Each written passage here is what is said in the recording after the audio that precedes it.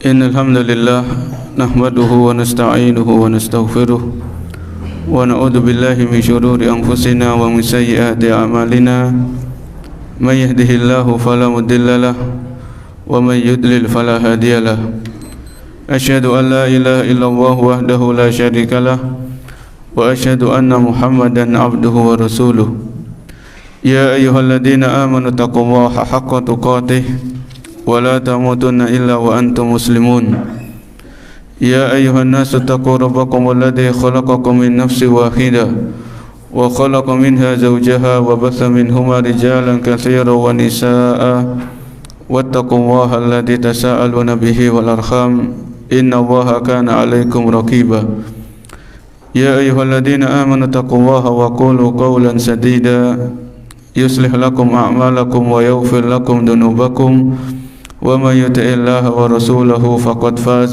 فوزا عظيما أما بعد فإن أصدق الحديث كتاب الله وخير الهدى هدى النبي صلى الله عليه وسلم وشر الأمور محدثاتها وكل محدثة بدعة وكل بدعة ضلالة وكل ضلالة في النار.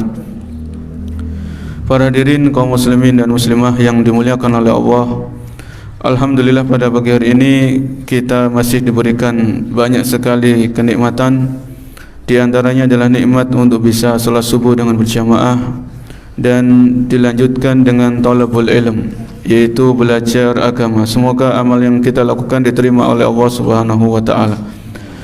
Para jamaah yang dimuliakan oleh Allah, kembali kita melanjutkan pembahasan sirah nabawiyah, sejarah kehidupan manusia termulia dunia dan akhirat, yaitu Nabi kita Muhammad sallallahu alaihi wasallam. Pada pertemuan yang terakhir kita telah membahas apa saja yang dilakukan oleh Nabi sallallahu alaihi wasallam ketika beliau sudah sampai di kota Madinah. Hal-hal apa saja yang dilaksanakan oleh Nabi alaihi salatu wassalam ketika beliau sudah sampai di kota Madinah, yaitu setelah hijrah dari Mekah ke Madinah. Pada pertemuan yang lalu, di antara yang beliau lakukan bersama para sahabat adalah membangun masjid. Yang pertama kali beliau lakukan ketika beliau sampai di Madinah adalah membangun masjid, yaitu yang pertama Masjid Quba, yang kedua adalah Masjid Nabawi, yang sampai saat ini ya ramai dengan dikunjungi oleh kaum muslimin untuk ibadah di dalamnya. Kenapa kok Nabi SAW yang pertama kali dipikirkan oleh beliau itulah membangun masjid? Karena memang masjid ini memiliki keutamaan yang sangat besar dalam penyebaran dakwah. Ya, jadi masjid ini sangat besar perannya dalam menyebarkan dakwah Islam, menyebarkan ilmu dan lain sebagainya. Ya, dan juga masjid ini tempat untuk sholat berjamaah, sehingga para sahabat bisa ketemu sholat berjamaah. Kemudian masjid ini juga tempat untuk iktikaf, khususnya di bulan Ramadan. Ya, kemudian masjid ini tempat Nabi SAW menyampaikan ilmu kepada para sahabat. Kemudian masjid ini para sahabat saling bertemu, kemudian saling mengenal, saling bertanya kabar dan lain sebagainya. Bahkan masjid waktu itu, masjid di zaman Nabi SAW itu digunakan juga oleh para sahabat untuk latihan perang, latihan ketangkasan, latihan pedang dan sebagainya. Ini masjid. Ya, sampai diriwayatkan bahwasanya ketika hari raya Idul Fitri itu Aisyah melihat para sahabat itu latihan pedang, latihan perang itu ya, untuk jihad, persiapan jihad fisabilillah. Ya, dan itu dibolehkan oleh Nabi SAW, dibiarkan. Ya, karena hari raya itu kan digunakan untuk bersenang-senang tetap dalam tidak melanggar syariat Islam. Ya, jadi dibiarkan oleh Nabi. Ketika selesai sholat Id, maka para sahabat ini mereka latihan ketangkasan ya, untuk persiapan jihad di jalan Allah Subhanahu wa taala. Jadi ini adalah keutamaan masjid yang sangat besar, yang itu dilakukan oleh Nabi, membangun masjid ini, dua masjid ini ya. Dan itu Masjid Nabawi khususnya, sebagaimana yang kita bahas pada pertemuan yang lalu, tanahnya ini itu miliknya dua anak yatim. Tanah Masjid Nabawi ini milik dua anak yatim, kemudian dibeli oleh Nabi SAW. Ketika pembangunan masjid, Nabi cuma enggak melihat tok, tapi beliau ikut serta. Beliau mengangkat batuan, beliau mengangkat pokoknya yang diperlukan. Jadi beliau itu bukannya duduk diam melihat para sahabat bangun, itu tidak, tapi beliau ikut serta. Ya, beliau ikut serta dalam proses pembangunan Masjid Nabawi tersebut. Ini menunjukkan suri tauladan beliau yang sangat besar kepada para sahabat-sahabat beliau.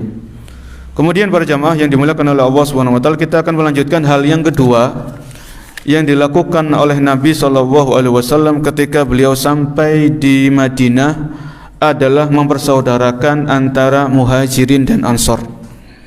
Mempersaudarakan antara kaum Muhajirin yang itu adalah mereka aslinya penduduk Mekah, tinggal di Mekah, lama di kota Mekah, kemudian dipersaudarakan dengan kaum Ansor yang mereka adalah penduduk asli kota Madinah.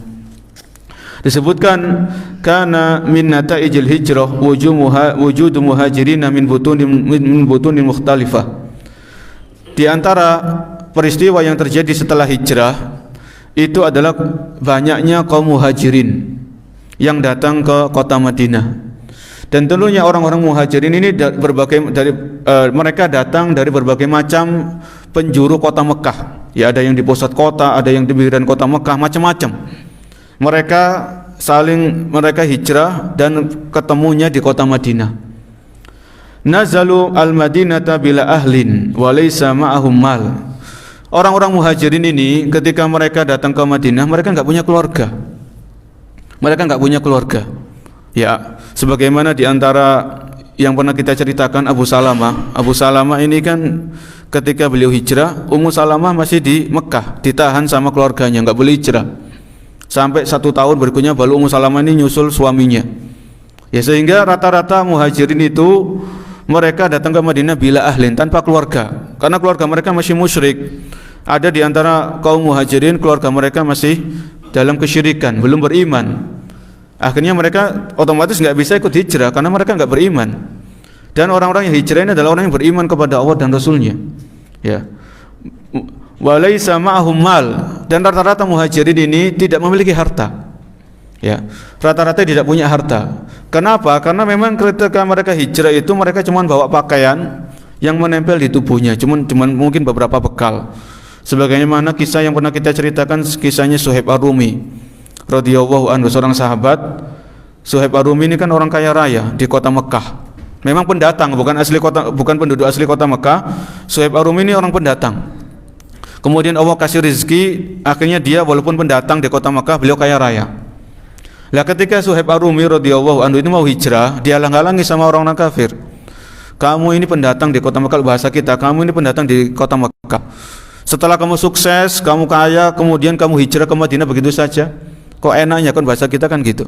Akhirnya Suhaib Ar-Rumi mengatakan, bagaimana pendapat kalian kalau hartaku saya tinggalkan semuanya di kota Mekah?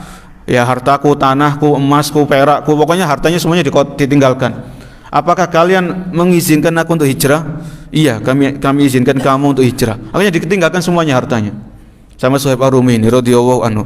Akhirnya dia datang ke Madinah mulai dari nol. Dia enggak bawa apa-apa kecuali baju yang menempel di tubuh beliau radhiyallahu anhu. Makanya di sini bila ahlin wa laysa ma'ahum mal. Rata-rata Muhajirin ini mereka datang ke Makkah memang tanpa keluarga dan tanpa harta. Ya, ila qaumin lam yasbiq lahum ma'hum ila qaumin lam yasbiq lahum bihi ma'rifah. Muhajirin ketika sampai di Madinah, mereka ketemu sama orang-orang yang enggak kenal sama sekali sama mereka. Muhajirin ini mereka datang ke Madinah, mereka enggak kenal sama Ansor ini, enggak kenal namanya siapa, asalnya dari mana, enggak kenal, pokoknya sama-sama beriman gitu aja. Ya, lam yasbiq lahum bihi ma'rifah. Wa kana al-ansaru qauman tajiffu dima'u bainahum. Ya, sedangkan kaum Ansor ini sendiri mereka kan macam-macam juga. Kaum Ansor ini dari Aus, dari kabilah Aus dan dari kabilah Khazraj. Karena memang di kota Madinah ada 2 kabilah besar, 2 marga yang sangat besar, yaitu kabilah Aus dan kabilah Khazraj. Dua kabilah ini kan dulunya sering tukaran, sering perang saudara, akhirnya banyak yang terbunuh. Ketika Islam itu datang, maka 2 kabilah ini menjadi rukun. Ya, 2 kabilah ini hidup berdampingan. Nah, ketika Nabi itu hijrah ke kota Madinah dan Aus dan Khazraj ini menyambut kedatangan beliau, maka tentunya di antara Aus dan Khazraj ini kan ya masih ada nggak enaknya gitu kan. Dulunya perang, dulunya sering tukaran, akhirnya sekarang bersatu. Ya masih ada rasa senang nggak enaknya itu masih ada. Akhirnya itu dikumpulkan sama Nabi sallallahu alaihi wasallam. Maka kemudian innahum jam'a minal qaumi fihi min madahiril furqa wan niza' al-katsir wa ma dzalika yasifumul Qur'anul Karim. Ya. Jadi ini di antara latar belakang Muhajirin itu bagaimana? Latar belakang Ansor itu bagaimana? Ya. Dan ketika orang-orang Muhajirin ini datang ke Madinah dan kita tahu bahwasanya rata-rata Muhajirin ini ketika mereka di Makkah ini para pedagang. Mereka ini ya kesehariannya Muhajirin ini ketika di Mekah itu berdagang. Sampai di Madinah yang dimana rata-rata penduduk Madinah itu bertani. Ya, karena tanah di kota Makkah itu tandus, mereka nggak bisa untuk bertani di sana. Rata-rata pedagang. Kemudian sampai di sebuah kota di Madinah yang di situ rata-rata penduduknya para petani. Otomatis orang-orang Muhajirin nggak bisa bertani. Mereka nggak punya ilmu, nggak punya keahlian dalam hal itu. Ya ini kan ada sedikit masalah di situ. Maka Nabi SAW mempersaudarakan dua kelompok ini, Muhajirin dan Ansor dipersaudarakan. Ya. Dan hal ini disebutkan oleh Allah dalam Al-Qur'an. Ya, kisah bagaimana Muhajirin dan Ansor Allah sebutkan dalam Al-Qur'an surat Al-Hasyr ayat yang ke-9. Jadi bisa dilihat surat Al-Hasyr ayat yang ke-9. Allah Subhanahu wa taala menjelaskan dalam ayat ini, walladzina tabawwa'ud dara wal imana min qablihim yuhibbuna man hajaru ilaihim wala yajiduna fi sudurihim hajatan mimma utu wa yu'siruna ala anfusihim walau kana bihim khasasah wa man yuqashuha nafsihi faulaika humul muflihun. Yang artinya walladzina tabawwa'ud dara wal iman, dan orang-orang yang telah menempati kota Madinah, orang-orang yang telah menempati kota Madinah dan telah beriman kepada Allah dan Rasulnya min qablihim, ya, sebelum kedatangan mereka Muhajirin ini. Jadi orang-orang ini walladzina tabawwa'ud dara wal iman, ya ini maksudnya penduduk Ansor, penduduk Madinah, dan mereka adalah orang-orang yang telah menempati kota Madinah dan mereka beriman kepada Allah dan Rasulnya. Ya, apa kata Allah? Min qablihim yuhibbuna man hajaru ilaihim. Jadi para Ansor ini mereka sangat mencintai saudara mereka dari Muhajirin. Yuhibbuna man hajaru ilaihim. Jadi enggak ada rasa benci, enggak ada rasa gengsi. Ini kan tempat kita, ini kan kota kita, kita kedatangan pengungsi kalau bahasa kita. Ini kedatangan Muhajirin, ini enggak ada. Allah sebutkan yuhibbuna man hajaru ilaihim. Para Ansor, sahabat-sahabat Ansor ini mereka mencintai saudara-saudara mereka yang hijrah dari kota Mekah. Wala yajiduna fi sudurihim hajatan mimma utu. Ya. Dan mereka orang-orang Ansor ini kata Allah mencintai orang-orang yang berhijrah kepada mereka. Dan mereka tidak menaruh keinginan dalam hati mereka terhadap apa yang diberikan kepada mereka orang Muhajirin. Ya. Wa yu'siruna ala anfusihim. Perhatikan ayat ini. Wa yu'siruna ala anfusihim. Dan orang-orang Ansor ini sangat mengutamakan orang-orang Muhajirin. Walau kana bihim khasasah. Walaupun orang Ansor ini masih memiliki kebutuhan, masih miskin, tapi mereka lebih mengutamakan saudara mereka dari Muhajirin. Wa may yuqashuha nafsihi faulaika humul muflihun. Barang siapa yang dijaga barang siapa yang dijaga oleh Allah dari sifat pelit, maka mereka adalah orang-orang yang beruntung. Berkaitan dengan ayat ini ada kisah yang menarik yang disebutkan oleh Al-Imam Bukhari. Ya, kisahnya kisah yang sahih. Yaitu anna rajulan atan nabiyya sallallahu alaihi wasallam fa ba'asa ila nisaihi faqulna ma ma'ana illa al-ma'. Ya, kurang lebih ada seseorang yang mendatangi Rasul sallallahu alaihi wasallam dalam keadaan lapar. Ya, ceritanya ada seseorang datang menemui Nabi karena orang ini lapar, enggak punya makanan. Ya. Kemungkinan adalah Muhajirin. Mereka Muhajirin, salah seorang Muhajirin datang menemui Nabi karena orang ini lapar, enggak punya makanan, baru hijrah dari kota Makkah. Ya. Kemudian Nabi SAW mengutus utusan kepada istri-istri beliau. Ya, jadi orang ini disuruh ke rumahnya Nabi. Coba kamu datangi rumah saya, ketuk pintunya, mungkin di rumah saya masih ada makan. Ini kata Nabi SAW kurang lebih seperti itu kepada orang yang lapar ini. Setelah Muhajirin ini, salah seorang Muhajirin ini mengetuk pintu rumah pintunya Nabi, kemudian dikatakan bahwa di rumahnya Nabi juga nggak ada apa-apa. Ya, kami istrinya Nabi ini mengatakan kami tidak memiliki apapun kecuali air. Ini istrinya Nabi mengatakan kepada Muhajirin tadi yang butuh makan, kami tidak memiliki kecuali air. Ya. Jadi keadaan itu memang keadaan masih sulit, belum keadaan yang lapang ya, masih sulit. Kemudian Rasul SAW bersabda kepada para sahabat, siapa di antara kalian yang ingin menjamu orang ini? Ya, Nabi SAW bersabda kepada para Ansor, siapa di antara kalian yang mau menjamu orang ini lapar. Ya, siapa yang di antara kalian yang mau memberikan makan orang ini? Dia dalam keadaan lapar. Salah seorang kaum Ansor berkata, ada salah seorang sahabat Ansor mengatakan, saya ya Rasulullah. Ya, saya ya Rasulullah, mengacungkan tangan. Lalu ya kemudian orang yang Ansor tadi membawa siapa? Muhajirin tadi ke rumahnya. Akhirnya orang Ansor masuk ke rumahnya dan berkata kepada istrinya, ini saya langsung baca terjemahnya, ada bahasa Arabnya ya. Kemudian dia berkata kepada istrinya, orang Ansor ini, siapkan makanan untuk orang ini, tamu kita, dan nyalakan lampunya. Kan waktu itu kan memang lampunya dari ini ya, kayak lilin gitu ya zaman kita ya, obor gitu loh, karena nggak ada lampu listrik masih itu. Nyalakan lampu dan tidurkan anak-anak kalau mereka minta makan malam. Kemudian wanita itu pun menyiapkan makanan, menyalakan lampu dan menidurkan anak-anaknya. Ya, jadi intinya sahabat Ansor ini ketika membawa salah seorang Muhajirin ke rumahnya, itu memang waktu itu nggak ada makanan di rumahnya Ansor ini, nggak ada makanan kecuali beberapa porsi, itu pun untuk jatah anak-anaknya. Jadi Ansor ini, seorang Ansor ini punya anak-anak, ya punya anak, mereka masih tidur dan belum makan malam. Belum makan apa? Belum makan malam. Dan kebetulan kedatangan seorang tamu. Ya, kebetulan datang seorang tamu. Akhirnya jatah makan untuk anak-anaknya ini dikasihkan kepada siapa? Kepada tamunya tadi. Ya, kepada tamunya dikasihkan. Dan orang Ansor ini masuk ke kamar sama istrinya, lampunya dimatikan di kamar, yang dinyalakan itu lilinnya itu cuma yang di depan toh. Dan Ansor sama istrinya pura-pura makan, jadi kayak piring klotean itu Pak. Ya, jadi nggak ada makanan memang di dalam itu, cuman ada makanan sedikit, itu pun untuk anak-anaknya, sehingga diberikan kepada orang Muhajirin sedang lapar ini. Inilah bukti apa yang disebutkan oleh Allah dalam Al-Quran, wa yu'thiruna ala anfusihim walau kana bihim khasasah. Dan mereka mendahulukan sahabat mereka Muhajirin walaupun diri mereka sendiri masih butuh makanan untuk untuk anak-anaknya.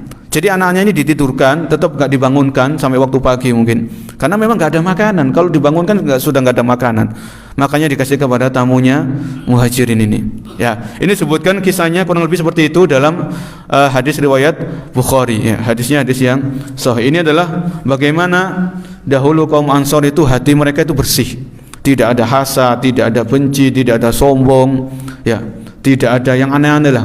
Mereka sangat welcome, sangat selamat datang kepada saudara-saudara mereka dari Mekah, yaitu kaum Muhajirin. Dan dalam hal ini Abdullah bin Mas'ud radhiyallahu anhu itu pernah berkata bagaimana dahulu para sahabat itu hatinya bersih, ya, sehingga mereka mengutamakan saudara mereka daripada diri mereka sendiri, walaupun diri mereka sendiri masih butuh. Abdullah bin Mas'ud pernah berkata, ya, inna Allaha nadara ila qulubil ibad fa wajada qalba Muhammadin khairu qulubil ibad. Sesungguhnya Allah Subhanahu wa taala melihat kepada hati seluruh manusia. Ya. Kemudian Allah mendapatkan hatinya Nabi Muhammad itu sebaik-baik hati manusia. Kemudian Allah pilih Nabi Muhammad SAW sebagai nabi dan rasul. Summa nadara ila qulubil ibad. Kemudian Allah melihat kepada hati seorang hamba setelah Nabi SAW, hati seluruh manusia. Fawajada quluba ashabi Rasulillah khairu qulubil ibad. Maka Allah mendapatkan hatinya para sahabat Nabi sebaik-baik hati manusia, sehingga mereka dipilih menjadi sahabat siapa? Sahabatnya Rasul SAW. Ini masalah hati. Ya, jadi mereka kenapa kok bisa mendahulukan orang yang asing baru datang ke Madinah, kemudian jatah makan anaknya dikasih kepada orang ini, kemudian suami istri ini bermalam dalam keadaan lapar, pura-pura makan. Ya, anaknya juga dalam keadaan lapar, karena memang ini adalah yang disampaikan oleh Nabi, siapa di antara kalian bisa menjamu orang ini. Dan orang ini sudah menyanggupi saya ya Rasulullah. Masa sudah menyanggupi kemudian nggak dikasih makan, kan nggak enak. Kalau bahasa kita nggak enak, tapi ini adalah bukan nggak enaknya. Kalau orang Jawa itu memang nggak enak, tapi ini adalah sebuah sebuah bagaimana seseorang itu mengutamakan saudaranya daripada dirinya sendiri, walaupun dirinya itu masih butuh. Ya. Kemudian Al-Imam At-Tabari, seorang ulama tafsir yang terkenal, ketika beliau mentafsirkan ayat ini, yaqulu ta'ala dzikruhu walladzina tabawwa'u ad-dara wal iman. Mereka adalah orang-orang, yaitu orang-orang yang sudah tinggal di kota Madinah. Walladzina tabawwa'u ad-dara wal iman. Mereka ini orang yang sudah tinggal di Madinah, kaum Ansor, wal iman, dan mereka sudah beriman. Ya. Kemudian min qablihim, yakni min qablil muhajirin. Jadi orang-orang Ansor sebelum muhajirin tiba di Madinah itu mereka sudah beriman kepada Allah dan Rasulnya. Dan kaum Ansor ini menunggu-nunggu datangnya Nabi, sebagaimana yang pernah kita kisahkan. Ketika Nabi itu sudah perjalanan dari Mekah ke Madinah, orang Ansor ini nggak sabar menunggu-nunggu kedatangan Nabi. Ya. Kemudian yuhibbuna man hajar ilaihim, yuhibbu man taraka manzilahu wa antaqala ilaihim min ghairihim wa uniya bidzalikal ansar yuhibbunal muhajirin. Ya. Jadi orang-orang Ansor ini semuanya tanpa terkecuali itu mereka yuhibbun. Mereka benar-benar mencintai, menghormati, memuliakan man hajaru ilaihim, yaitu orang-orang yang hijrah ke tempat mereka. Ya, hijrah ke kota mereka. Kemudian di sini penulis mengatakan ja'al muhajiruna ilal madinati wa qad taraku khalfahum ahlahum wa amwalahum. Ya. Dan orang-orang muhajirin meninggalkan kota mereka, meninggalkan harta mereka, meninggalkan keluarga mereka. Ya. Walakin wajadu minal ansori ma yukhaffifu anhum. Ketika orang muhajirin meninggalkan keluarganya, meninggalkan hartanya, kemudian sampai di Madinah disambut dengan meriah, disambut dengan sukacita dengan orang Ansor, maka ini senang orang muhajirin ini. Jadi ketika kesedihan meninggalkan keluarga, kesedihan meninggalkan harta ini terhibur, ya, terhibur karena sambutan yang sangat enak, sambutan yang meriah, ya, persaudaraan yang kuat dengan kaum Ansor. Jadi kelelahan, kecapean selama hijrah, kan kita tahu sendiri ya, hijrah itu kan nggak gampang. Antara Mekah dan Madinah ini kurang lebih 450 km, kurang lebih ya kayak Surabaya Semarang ya, kurang lebih lah. Itu pun ada yang jalan kaki, ada yang naik onta, cepat ya, paling cepat ya naik kuda. Itu pun orang-orang yang punya harta. Ya, jadi kelelahan, kecapean dalam perjalanan, ya, kalau siang ya kepanasan, kalau malam ya kedinginan. Ya namanya kan daerah tandus Mekah ini. Kemudian jarang pepohonan, sampai di kota Madinah disambut dengan rasa persaudaraan. Ini senang orang-orang muhajirin ini. Ya, kelelahan itu semuanya hilang. Kesedihan berpisah dengan keluarga itu semuanya hilang, terbayarkan karena persaudaraan yang kuat yang ditampakkan oleh orang-orang Ansor. Ya. Wa qad tasabaqal ansaru ilal badli hatta aradu ar Rasulullah sallallahu alaihi wasallam an yuqsima bainahum wa bainal muhajirin an-nakhla. Sampai-sampai disebutkan orang-orang Ansor tadi kan petani ya. Rata-rata petani kurma. Jadi kalau yang pernah umroh itu kan di kota Madinah kan banyak pohon-pohon kurma itu ya. Ada perkebunan kurma. Kalau yang pernah umroh biasanya diajak sama mutawifnya, sama guide-nya itu mengunjungi kebun kurma. Rata-rata orang-orang Ansor ini punya kebun kurma para jemaah. Jadi kebun kurma yang diantaranya sudah siap berbuah, sudah siap dipanen. Ada yang belum siap. Jadi orang-orang Ansor ini datang kepada Nabi. Kemudian di antara mereka mengatakan, ya Rasulullah, bagaimana kalau kebun kami itu dibagi sama orang muhajirin? Bayangkan, kebun ya ada yang luas, ada yang sedang, macam-macam. Bagaimana kalau perkebunan yang kita miliki itu dibagi sama orang muhajirin? Jadi sama-sama menggarap ya. Jadi kalau kebun itu ada yang belum ditanami, nanti kita ajari orang muhajirin bertanam, bercocok tanam, bertani. Kemudian kalau mereka panen, sudah hasilnya untuk mereka semuanya. Ada orang Ansor kayak gitu, datang menemui Nabi, menawarkan kebunnya supaya dibagi sama orang muhajirin. Karena mereka tahu orang-orang Ansor ini, orang muhajirin ini ada di antara mereka yang memang nggak bawa harta, ya, nggak punya harta sama sekali, dan mereka butuh pekerjaan, mereka butuh maisha untuk menyambung hidupnya di kota Madinah ini. Wa fil hadis sahih an Abi Hurairah, dari dalam hadis sahih riwayat Abu Hurairah radhiyallahu anhu qalatil ansor, orang-orang Ansor berkata, iksim bainana wa bainahumun nakhla. Ya Rasulullah, bagaimana kalau kita bagi-bagi kebun kita untuk orang-orang muhajirin? Qala la. Ya. Nabi SAW mengatakan jangan, ya, jangan. Qala takfunal mu'nata wa tusyrikuna fis samar. Ya, qalu sami'na wa ata'na. Kemudian Nabi sallallahu alaihi wasallam memberikan wejangan, memberikan nasihat, takfunanal mu'na. Kalian tetap yang bercocok tanam, kalian yang merawat, kalian yang garap, wa tusyrikunal fil samar. Kemudian kalian bagi-bagi buah kurmanya kepada kami, yaitu kepada orang Muhajirin. Karena apa? Karena memang kalau harus mengajari orang Muhajirin ini kan lama. Ya, butuh proses dan lain sebagainya. Sedangkan ini ke ekonomi harus terus berjalan. Makanya Nabi SAW tidak menyetujui niat baik dari kaum Ansor ini untuk membagi kebun-kebun mereka dengan orang-orang siapa? Muhajirin. Sehingga sama orang Ansor tetap digarap, dikerjakan.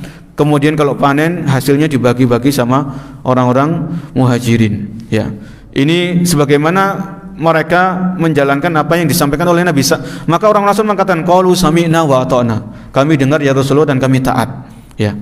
Wa min madahiril ukhuwatil 'azimati ma rawahu Anas bin Malik radhiyallahu anhu qala. Dan di antara pemandangan yang sangat membekas ya dalam persaudaraan antara Muhajirin dan Ansor, ya, ketika apa yang diriwayatkan oleh Anas bin Malik radhiyallahu anhu, karena dalam buku-buku yang lain Nabi SAW mengumpulkan Muhajirin, mengumpulkan Ansor di rumahnya Anas bin Malik, dikumpulkan semuanya. Ya, dikumpulkan, kemudian dipersaudarakan, ini saudara kalian, saudara seiman, ya, saudara seakidah, saudara seperjuangan, sama-sama berjuang untuk menegakkan akidah yang benar, memberantas kesyirikan, ini saudara kalian. Ini dikumpulkan oleh Nabi, ya, di rumahnya Anas bin Malik. Maka Anas bin Malik bercerita, ya, ketika proses mempersaudarakan ini antara Muhajirin dan Ansor, yaitu kisah yang dialami oleh seorang Muhajirin namanya Abdurrahman bin Auf. Siapa namanya? Abdurrahman bin Auf, salah seorang sahabat yang dijamin surga. Abdurrahman bin Auf. Ini beliau orang Muhajirin, beliau tinggal di Mekah, beliau kaya raya di Mekah. Ditinggalkan semuanya hartanya. Di kota Mekah ditinggalkan. Dan Abdurrahman bin Auf ini datang ke kota Madinah mulai dari nol. Mulai dari nol.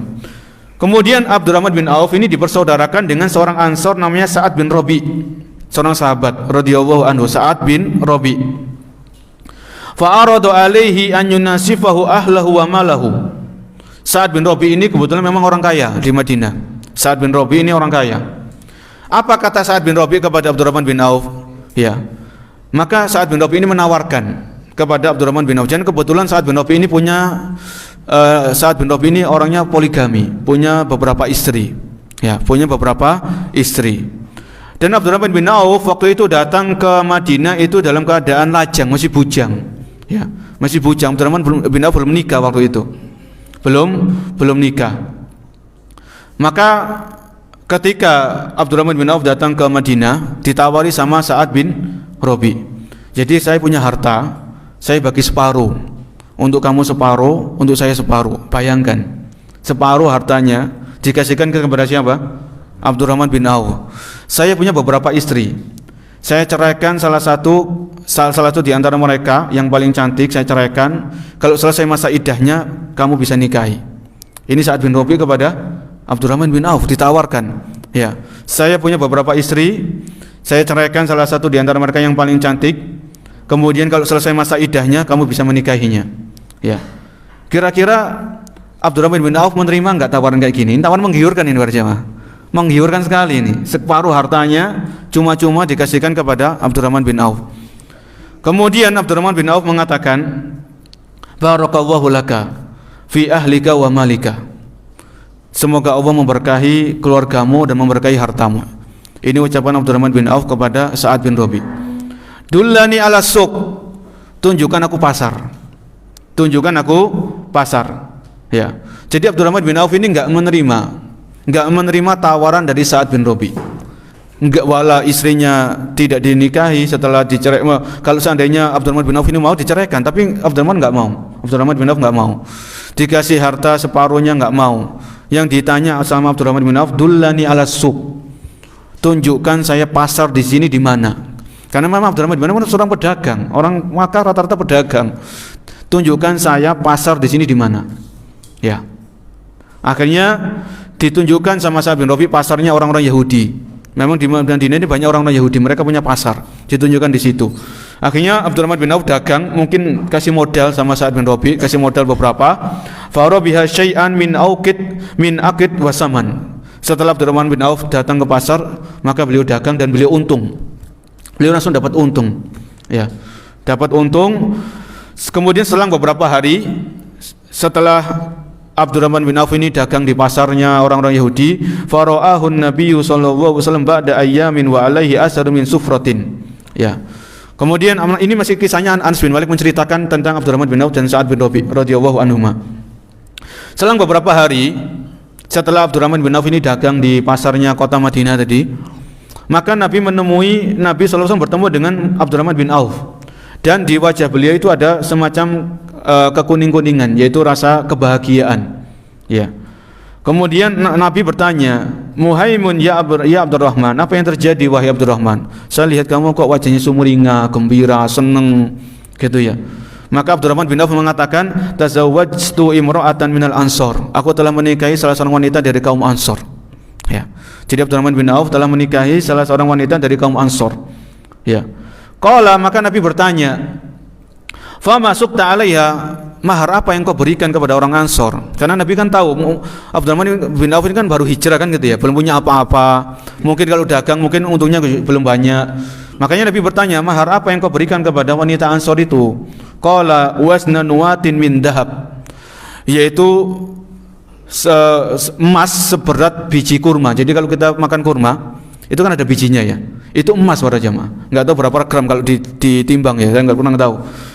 Jadi waznan watin min dahab. Saya kasih mahar istri saya ini emas beberapa gram, kalau enggak tahu berapa gram. Jadi emas seberat satu biji kurma. Ya. Faqala Nabi sallallahu alaihi wasallam. Jadi waktu itu Abdurrahman bin Auf ini beliau nikahnya itu diam-diam. Ya. Dan tentunya dengan ada saksi ya tetap ya. Cuman enggak diumumkan, enggak dikabar-kabarkan kepada sahabat yang lain. Akhirnya Nabi sallallahu alaihi wasallam menanya, Nabi sendiri belum tahu waktu itu kalau Abdurrahman bin Auf radhiyallahu anhu sudah nikah. Tahu-tahu wajahnya gembira, senang gitu ya, happy dan sebagainya. Maka ditanya, ternyata beliau sudah menikah. Akhirnya Nabi sallallahu alaihi wasallam berkata, "Aulim walau bisyatin." Aulim walau bisyatin, adakan walimah walaupun dengan menyembelih seekor kambing. Yang penting adakan apa? Walimah, supaya orang itu tahu, supaya orang enggak buruk sangka.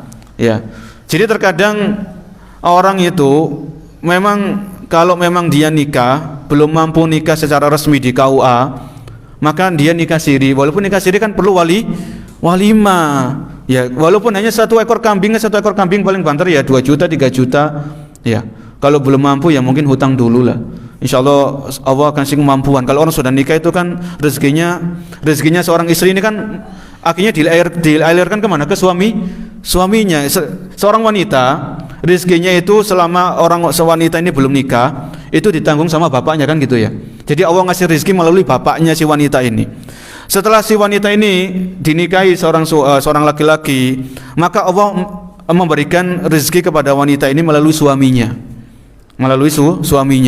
Ya. Jadi walaupun wanita ini enggak bekerja, dia di rumah merawat anaknya, mendidik anaknya, dia dapat rezeki melalui suaminya. Allah yang Maha memberikan rezeki. Allah ngasih rezeki wanita ini melalui suaminya, ya, melalui suaminya. Maka Nabi sallallahu alaihi wasallam ini memerintahkan kepada Abdurrahman bin Auf, "Aulim walau bisyatin." Adakan walimah walaupun dengan menyembelih seekor kambing. Ya, terkadang ada mungkin ya, saya kurang tahu, seorang laki-laki yang berpoligami. Ya, dia nikahnya nikah siri, istri yang kedua nikah siri. Akhirnya enggak diadakan walimah. Enggak ada orang lain yang tahu. Ya, jadi ini kenapa sih kita harus mengadakan walimah? Kita umumkan pernikahan kita supaya orang itu enggak buruk sangka kan gitu kan. Ini orang tiba-tiba bergandengan dengan seorang wanita, jalan bareng, enggak tahu kapan nikahnya. Jadi adakan walimah. Ini Nabi memerintahkan kepada Abdurrahman bin Auf. Ini juga pelajaran bagi kita. Ya, walaupun memang kita belum mampu menikahkan secara resmi, ya, maka tetap adakan walimah kecil-kecilan. Yang penting orang itu tahu, tetangga tahu, keluarga besar tahu bahwasanya kita sudah menikahkan anak kita misalnya. Ya.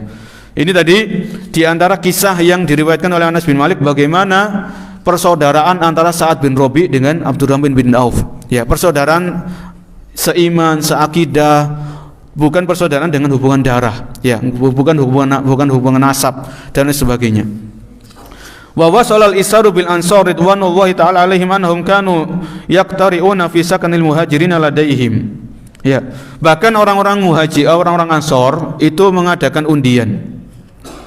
Mengadakan undian, rebutan orang muhajirin siapa di antara mereka yang nginep di rumahnya.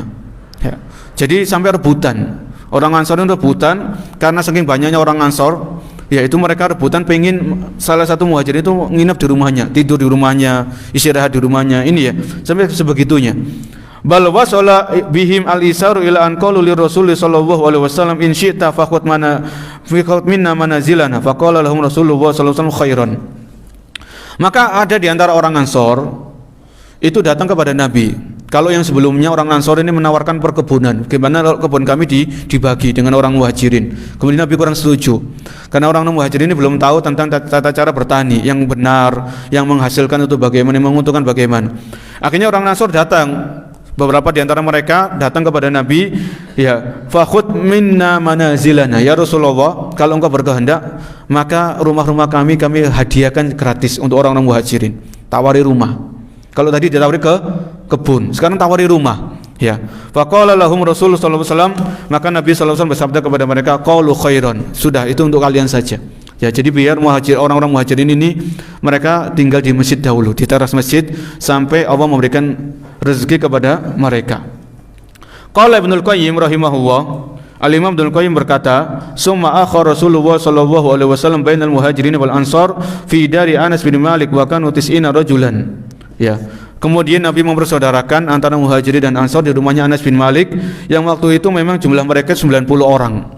Ya, ada orang Ansor yang mungkin belum datang. Jadi ada 90 orang, 45 dari Muhajirin, 45 dari Ansor ini dipersaudarakan. Ya. Akha bainahum alal muwasati. Jadi Rasulullah SAW mempersaudarakan antara Muhajirin dan Ansor, bahkan disebutkan oleh Al-Imam Ibnul Qayyim mereka itu saling mewarisi. Saling apa? Mewarisi. Jadi kalau ada orang Ansor meninggal, ya, sudah dipersaudarakan dengan Muhajirin, maka hartanya orang Ansor yang meninggal ini diwarisi sama orang Muhajirin. Sampai seperti itu. Ya. Akha bainahum 'alal muwasati yatawarasuna ba'dal mauti duna dawil arham hina waqati Badr. Ya. Jadi waktu itu warisan itu kalau di awal-awal hijrah, warisan ini sama Nabi SAW ditentukan. Jadi kalau ada orang Ansor meninggal, misalnya si A sama si B, ini si A dari Ansor, si B dari Muhajirin, sudah dipersaudarakan. Kebetulan si B dari Muhajirin ini, Ansor ini meninggal, maka yang mendapatkan harta warisan ini dari Muhajirin ini, dia sudah dipersaudarakan. Ya. Jadi anggota keluarganya Ansor ini nggak dapat warisan. Ini di awal-awal hijrah. Akhirnya setelah perang Badar, nanti akan dibahas perang Badar, Allah menurunkan ayat di surat Al-Ahzab ayat ke-6. Surat Al-Ahzab ayat yang ke-6, Allah berfirman, wa ulul arhami ba'duhum awla bi ba'din fi kitabillah. Dan orang-orang yang memiliki kekerabatan itu lebih utama daripada yang orang-orang yang tidak memiliki kekerabatan di dalam kitab Allah Subhanahu wa taala. Jadi setelah turun ayat ini, Al-Ahzab ayat 6, maka harta warisan itu kembali kepada keluarganya. Ya.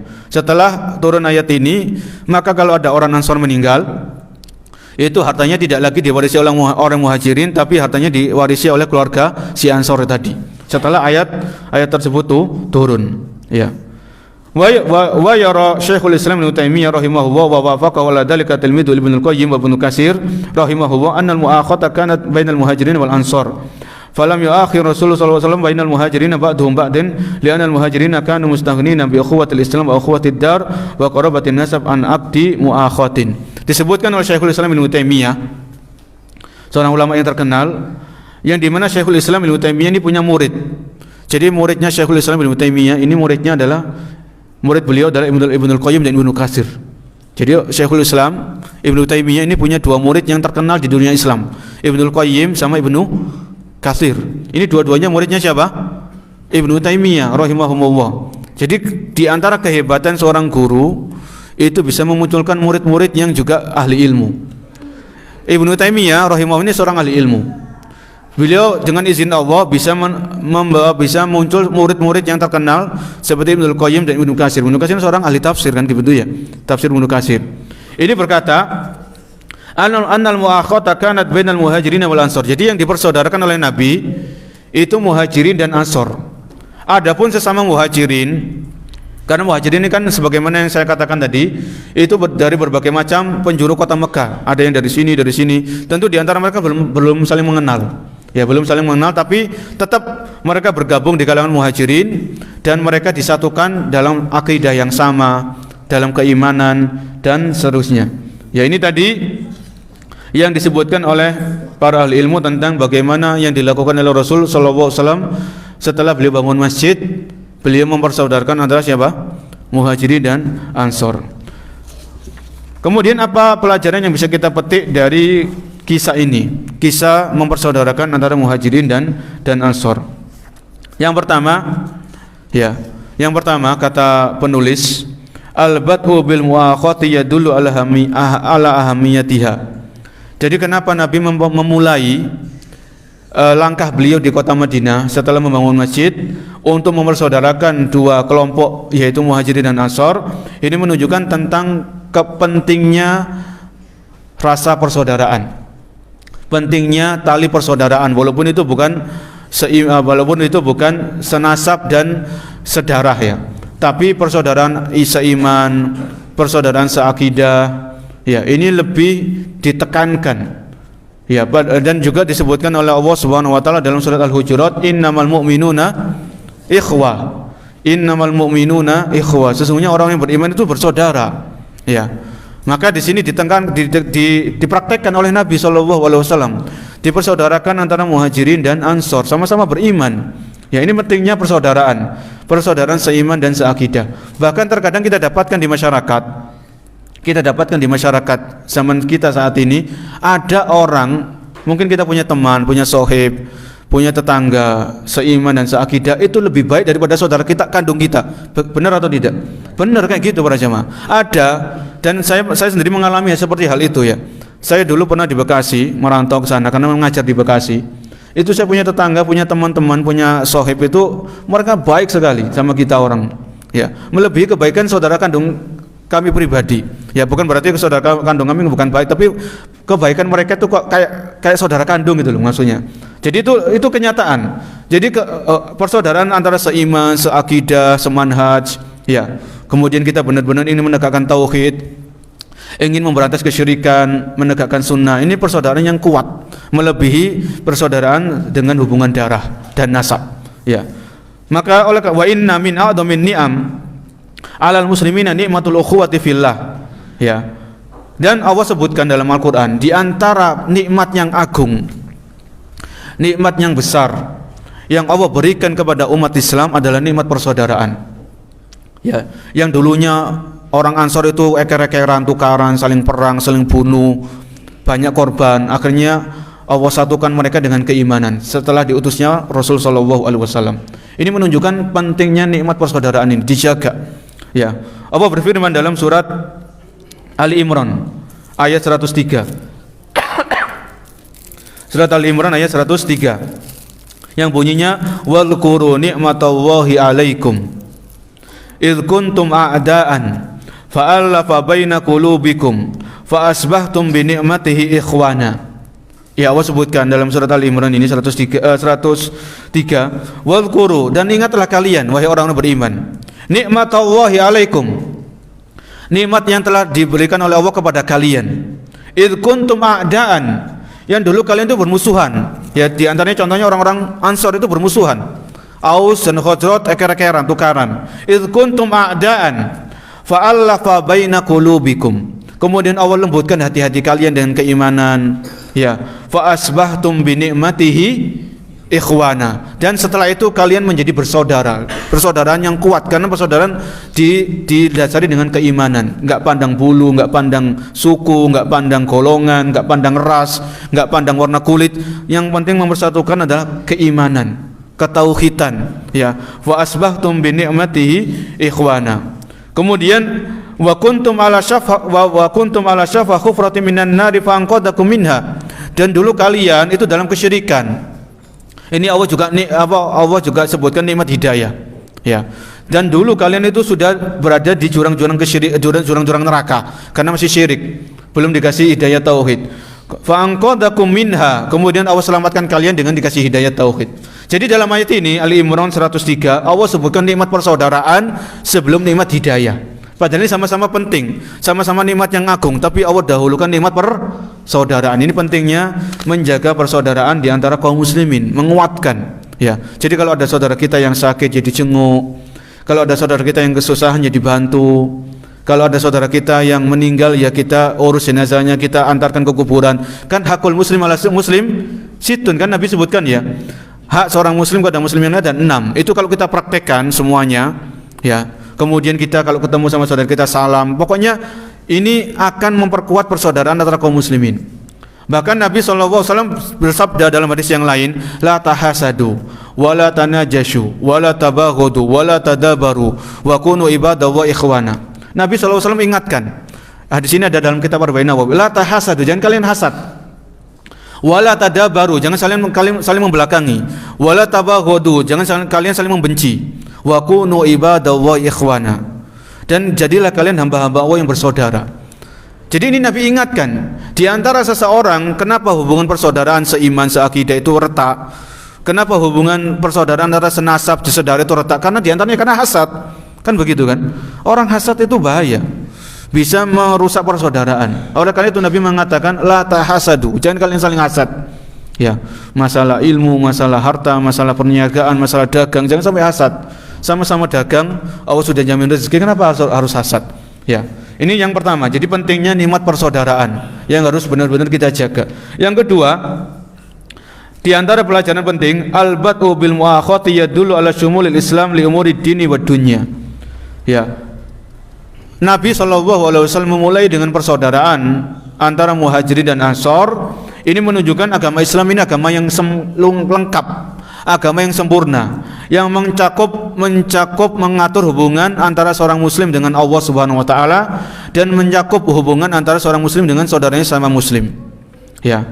Fakama ihtamal Islam bi alaqatil abdi bi rabbih, ketika Nabi SAW membangun masjid di awal-awal beliau hijrah ke Madinah, sebagaimana sudah kita bahas, ini Nabi ingin memperhatikan hubungan seorang hamba dengan Allah Subhanahu wa taala, kan gitu kan? Karena masjid ini tempatnya salat. Salat kan ketika seorang muslimah salat, dia menguatkan hubungannya dengan Allah Subhanahu wa taala. Dia berdoa kepada Allah, dia beribadah kepada Allah di masjid misalnya. Ini hablum minallah. Ini didahulukan oleh Nabi ketika beliau sampai di Madinah. Setelah hablum minallah beres, masjid sudah jadi, masjid dalam proses pembangunan, maka Nabi memperhatikan yang kedua, hablum minan nas. Ya, dipersaudarakan antara muhajirin dan ansor. Ya, maka di sini beliau mengatakan jadi pentingnya dua-duanya sama-sama penting. Kita jaga hubungan kita dengan Allah dengan mentauhidkan Allah Subhanahu wa taala, menjauhi kesyirikan, menjalankan ibadah-ibadah yang Allah perintahkan, menjauhi larangan-larangan Allah. Ini kita jaga hubungan kita dengan Allah. Tapi jangan lupa kita juga punya hablum minan nas. Kita jaga hubungan kita dengan saudara kita sesama muslim khususnya. Ya, jangan mendoliminya, jangan mengkhianati saudara kita, jangan menipu saudara kita. Kalau memang kita punya hutang, ya kita bayar. Ini sama-sama muslim dan lain sebagainya ya. Ini penting hablum minan nas. Kemudian yang berikutnya di antara pelajaran-pelajaran penting ya. Yang ketiga, nalhadu fil muakhati bainal muhajirin wal ansor annal ansara kanu yusiruna ikhwanahum minal muhajirin. Ya. Jadi pentingnya mengutamakan saudara kita daripada diri kita sendiri. Sebagaimana yang dilakukan oleh kaum ansor. Ya, mengutamakan saudara kita dibandingkan diri kita sendiri dalam masalah duniawi ya. Dalam masalah duniawi itu boleh. Ya. Sebagaimana tadi kisahnya sahabat Ansor, dia punya makanan, jatah makan untuk anaknya. Anaknya itu belum makan, masih tidur, dikasihkan kepada siapa? Karena kepada muhajirin. Ini dalam masalah dunia. Boleh mengutamakan saudara kita dibandingkan diri kita dalam masalah dunia. Dalam masalah akhirat tidak. Kenapa? Misalnya begini para jemaah. Terkadang seseorang itu dia datang duluan ke masjid. Datang duluan. Dia ngambil tempat di belakang atau di saf kedua. Yang situ dia pakai sutra, dia sholat. Kemudian datang saudaranya terakhir, dipersilakan di saf depan. Ini salah. Ya, jadi jangan mendahulukan saudara kita dalam masalah apa? Akhirat. Ini kalau kita datang duluan, ya kita cari support di depan. Jangan saudara kita yang terlambat kemudian kita persilakan, kita ridho yang di belakang aja, jangan. Ya, jadi dalam masalah akhirat kita berlomba-lomba tetap jaga hati ya, tidak ada hasad, tidak ada iri dan dengki. Tapi dalam masalah akhirat itu kita berlomba-lomba. Ya, kalau datang duluan ya ambil tempat yang depan, jangan ridho, jangan rela di belakang. Ya, karena support pertama kan ada keutamaan khusus disebutkan dalam hadis-hadis Rasul sallallahu alaihi wasallam. Ya. Jadi disebutkan tadi wa yusiruna ala anfusihim walau kana bihim khassasah, dan mereka mendahulukan saudara mereka dari muhajirin walaupun diri mereka sendiri itu masih butuh. Ya, masih butuh. Jadi kalau ada saudara-saudara kita yang baru hijrah dari riba, hijrah dari kemaksiatan, ya kita tolong mereka. Ya, kita bantu mereka, kita support mereka, kita saling menguatkan, saling memotivasi, saling mengingatkan, saling menasihati, itu penting. Ya, mereka baru hijrah, baru kenal sunnah misalnya, baru kenal tauhid, baru kenal kajian sunnah, maka kita tolong mereka, kita akrabi mereka, kita sapa mereka dan lain sebagainya. Ini sangat penting. Ya, kama fa'al. Kemudian orang-orang muhajirin, kalau orang-orang ansor itu sifat mereka mendahulukan saudara mereka dari kaum muhajirin, walaupun jadi mereka sendiri butuh. Orang muhajirin ini enggak kalah mulianya. Apa? Sebagaimana Abdurrahman bin Auf, wa kama fa'ala Abdurrahman bin Auf wa hadis sifatul muslim an in wajada asara wa in iftaqara ta'affaf. Jadi kalau Sa'ad bin Rabi ini seorang ansor, dia punya harta, dia kaya raya, hartanya mau dibagi separuh sama Abdurrahman bin Auf. Ya, ini Sa'ad bin Rabi mengutamakan saudaranya, walaupun Sa'ad bin Rabi ini mungkin ya beliau sudah kecukupan, enggak terlalu butuh. Tapi kita lihat kita takjub dengan sifatnya Abdurrahman bin Auf, yaitu beliau menjaga kehormatan, ya ta'affaf. Wa in iftaqara ta'affaf. Jadi memang Abdurrahman bin Auf waktu itu beliau fakir, beliau miskin, beliau enggak punya apa-apa. Tapi beliau tetap menjaga kehormatan. Ya. Beliau menjaga kehormatan, beliau enggak menerima begitu saja tawaran dari siapa tadi? Sa'ad bin Rabi, enggak menerima tawaran begitu saja, tidak. Ya, tapi beliau tetap berusaha semaksimal mungkin, sebisa mungkin menjaga kehormatan, kerja, cari pasarnya di mana, dagang di situ. Ya, mungkin pinjam modal enggak masalah, pinjam beberapa kepada kaum Ansor, pinjam modal untuk dagang enggak masalah. Tapi menerima itu sifatnya muhajirin yang diwakili oleh Abdurrahman bin Auf, itu tidak, tetap menjaga kehormatan sebisa mungkin, tidak minta-minta, tidak mengharap pemberian manusia dan sebagainya. Ya, in wajada asar. Jadi seorang muslim kalau punya harta, dia mengutamakan saudaranya. Wa in iftaqara ta'affaf. Tapi seorang muslim kalau diuji Allah dengan kemiskinan, seorang muslim kalau diuji Allah dengan kefakiran, maka tetap dia berusaha menjaga kehormatan. Dia berusaha tidak minta-minta kepada manusia, tidak berharap kepada uluran tangan manusia, tetap dia bekerja. Walaupun mungkin pekerjaannya hasilnya enggak seberapa, yang penting halal. Menjaga kehormatan ini sangat-sangat penting. Ini dicontohkan oleh kaum muhajirin yang dalam hal ini diwakili oleh Abdurrahman bin Auf radhiyallahu anhum ajmain. Jadi ini 3 pelajaran yang menurut saya penting. Sebetulnya masih banyak pelajaran-pelajaran yang lain yang bisa kita petik, bagaimana dahulu Rasul sallallahu alaihi wasallam mempersaudarakan antara kaum muhajirin dan kaum ansor. Mungkin ini yang bisa kita bahas pada kesempatan pagi hari ini. Mudah-mudahan menjadi ilmu yang bermanfaat. Dan sekarang kita sudah di bulan Sya'ban ya, dan beberapa pekan ke depan insyaallah kita akan bertemu dengan bulan suci Ramadan. Jadi ini mungkin kajian terakhir, karena bulan depan Ramadan libur, saya kira libur, kemudian bulan depannya Idul Fitri. Insyaallah kita ketemu lagi bulan Juni insyaallah, yaitu bulan Dzulqa'dah. Kalau hijriahnya bulan Dzulqa'dah, kalau masihnya bulan Juni ya. Mudah-mudahan Allah ngasih kita umur untuk bisa belajar sirah lebih lanjut, lebih mendalam di pertemuan-pertemuan yang akan datang. Dan di bulan Sya'ban ini kami saling mengingatkan yang punya hutang puasa segera dilunasi ya, khususnya bagi ibu-ibu, bagi kaum wanita, kaum muslimah yang masih punya hutang Ramadan yang di tahun kemarin itu segera dilunasi. Sebagaimana Aisyah radhiyallahu anha, itu beliau mengqadha puasa Ramadan di bulan Sya'ban. Ya, beliau mengqadha puasa di bulan Sya'ban karena Aisyah radhiyallahu anha sibuk melayani Nabi sallallahu alaihi wasallam sepanjang bulan, sepanjang masa. Jadi beliau punya kesempatan itu baru di bulan Sya'ban itu beliau mengqadha puasa Ramadan di tahun sebelumnya. Ya, ini masalah bulan Sya'ban. Kemudian bulan Sya'ban ini kita disunahkan memperbanyak puasa sunnah semampu kita. Ya, karena Nabi sallallahu alaihi wasallam itu disebutkan dalam riwayat-riwayat yang sahih, beliau memperbanyak puasa. Tidak sama dengan bulan-bulan yang lain. Jadi kalau Nabi di bulan-bulan yang lain itu mungkin Senin Kamis, Ayyamul Bid, ya. Tapi di Sya'ban ini beliau sering puasa di bulan Sya'ban ini. Kenapa? Ketika ditanya kenapa ya Rasulullah Anda di bulan Sya'ban itu sering puasa? Karena Nabi SAW mengatakan, "Dzalika syahrun yaghfilu anhu nas." Karena bulan Sya'ban ini bulan yang dilalaikan oleh manusia. Ya, bulan yang dilalaikan oleh manusia. Karena rata-rata kaum muslimin itu fokusnya sudah ke Ramadan. Padahal Sya'ban ini juga penting.